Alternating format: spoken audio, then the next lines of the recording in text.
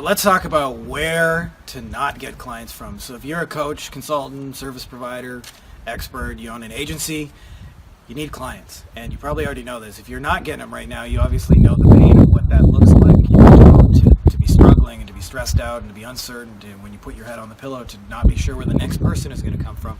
Frankly, that sucks. And so what I see a lot of people do is then take a lot of actions that not only are not going to work, but almost have no chance of working. So I want to tell you in this video some things to avoid. These are the worst ways I've ever seen to get clients, and a lot of people do them.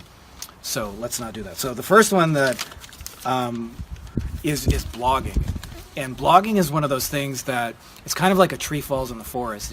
It takes a long time and a lot of strategy to actually build up any sort of residual effect from blogging, and it is a fuck ton of work.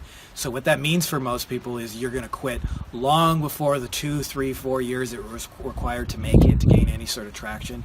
And frankly, it's just one of those things that reward on effort is not worth it. If you enjoy writing and want to put out blogs because it's something that actually is a passion for you, by all means go for it, but do not use it as a primary means of getting clients, because it is a fuck ton of work and very, very little reward. Many I have met who are frustrated from blogging who didn't get there. Second thing is a Facebook page. People think, well, gotta have a Facebook page, people gotta know who I am, and they invite all their friends to go like their page. And the reality is, not only does that not lead to clients, people aren't perusing your Facebook page, but Facebook has, recently in the last year changed their algorithm such that, people don't even really see posts on a Facebook page anymore unless they manually click to follow it. You got to do it mostly through paid ads. The reach is dramatically lower. So you're going to put all that work into building an audience that is therefore not even going to see what it is you have to say. So like blogging, it's another example of tree falling in the forest. Next thing I see people do horribly wrong is they get caught up in certifications. They think, well, if I'm more certified, I'm more desirable to the marketplace, and they'll hire me. I actually recently worked with a lawyer who told me that in 27 years of practicing, who was spending $1 million a month on advertising, so just imagine the flow of clients he had, which is a lot, and said exactly 3 people asked him, where did you go to school? Where did you get certified? So 3 out of tens of thousands of clients that he's ever dealt with.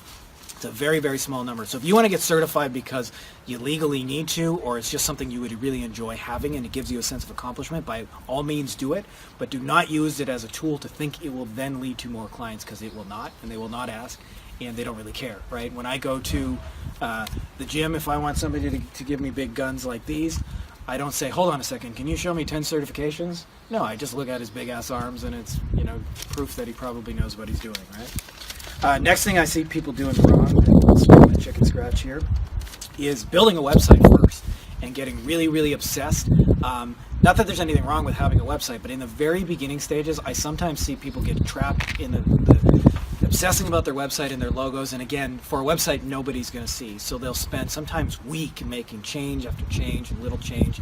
And again, they don't focus on getting people through it and getting them to sign up and getting them to progress and them to make sales. And what happens is they end up a whole lot of website changes and not a whole lot of clients. So that's a really sucky way of doing it. I would suggest you think of the simplest and most direct path, which is just find somebody who has a problem you know how to fix, connect with them, and see if you can make some magic happen. It is much more simple and direct, especially in the beginning.